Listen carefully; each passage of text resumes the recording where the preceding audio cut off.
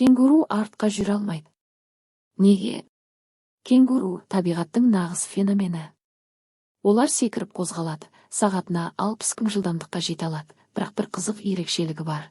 Артқа. Неге кенгурулар тек алға қозғалады? Құйрық табиғи тепе-теңдік сақтаушы. Кенгурудың ұзын әрі бұлшықетті құйрығы тепе-теңдік үшін қажет. Бірақ ол артқа жүруге мүмкіндік бермейді, өйткені кері қозғалысты тежейді. Артқы аяқтарының ерекше құрылысы. Олардың аяқтары алға секіруге арналған.